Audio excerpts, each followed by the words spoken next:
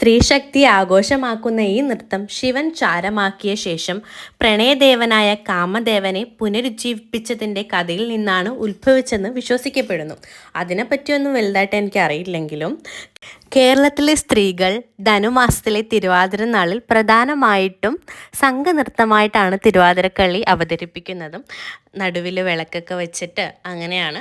അപ്പം നമ്മൾ തിരുവാതിര അമ്പലത്തിൽ വെച്ചിട്ടാണ്. നമ്മൾ ഏകദേശം എല്ലാവരും റെഡി ആയിട്ടുണ്ട്. എൻ്റെ അമ്മയുടെയൊക്കെ ഫോട്ടോഷൂട്ടും ബാക്കി സെക്ഷൻസൊക്കെ കഴിഞ്ഞിട്ട് നമ്മളിപ്പം തിരുവാതിര കളിക്കാനായിട്ട് ഇറങ്ങുകയാണ്. ഓൾറെഡി നമ്മൾ ലേറ്റ് ആയിട്ടുണ്ടായിരുന്നു. നമുക്ക് രാത്രി 10 മണിക്കാണ് നമ്മുടെ കളി സ്റ്റാർട്ട് ചെയ്യുന്നത്. അപ്പം നമ്മൾ ലേറ്റ് ആയതുകൊണ്ട് എല്ലാം ഭയങ്കര ഹറി ബറി ആയിരുന്നു.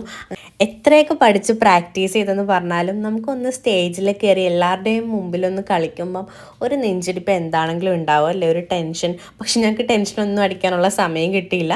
ഞങ്ങൾ വണ്ടിയിൽ നിന്ന് ഇറങ്ങി അമ്പലത്തിൽ ചെന്നപ്പോൾ തന്നെ ഞങ്ങൾക്ക് അനൗൺസ്മെൻറ്റ് വന്നു, നെക്സ്റ്റ് ഞങ്ങളുടെ ആണെന്ന് പറഞ്ഞിട്ട്. അങ്ങനെ ഞങ്ങൾ ദൈവാനുഗ്രഹത്തോട് കൂടിയിട്ട് നല്ല ഭംഗിയായിട്ട് തിരുവാതിരക്കളി പൂർത്തിയാക്കി. എല്ലാവരും നല്ല അഭിപ്രായങ്ങൾ പറഞ്ഞു. ഒന്ന് നോക്കിയ ഒരു രസമായിരുന്നു. വർക്കൊക്കെ കഴിഞ്ഞിട്ട് പ്രാക്ടീസൊക്കെ ചെയ്യുമ്പോൾ ഒരു റിലീഫാണ്. എല്ലാ സ്ട്രെസ്സും മറന്ന് എല്ലാവരും കൂടെ ഒത്തൊരുമിക്കുമ്പം. അപ്പം കുറച്ച് ദിവസം നല്ല രസം ഉണ്ടായിരുന്നു. അപ്പം ഞാൻ ഇതിൻ്റെ കൂടെ തന്നെ ഞങ്ങളുടെ തിരുവാതിരക്കളിയുടെ കുറച്ച് പോർഷൻസും കൂടെ ആഡ് ചെയ്യാം. നിങ്ങളും കണ്ടിട്ട് നിങ്ങളുടെ അഭിപ്രായം പറയണേ. വീഡിയോയിൽ എനിക്ക് സോങ് ആഡ് ചെയ്യാൻ പറ്റില്ല, കാര്യം കോപ്പിറൈറ്റിൻ്റെ ഇഷ്യൂ ആണ്. ഞാൻ ഓൾറെഡി ഇട്ട വീഡിയോ ഡിലീറ്റായി പോയിട്ടുണ്ട്. അതുകൊണ്ടാണ് ഞാൻ സോങ് ഒന്നും ഇല്ലാണ്ട് ഇട്ടിരിക്കുന്നത് കേട്ടോ. അപ്പം നിങ്ങൾ സ്റ്റെപ്സ് മാത്രം ഒന്ന് ശ്രദ്ധിക്കാം.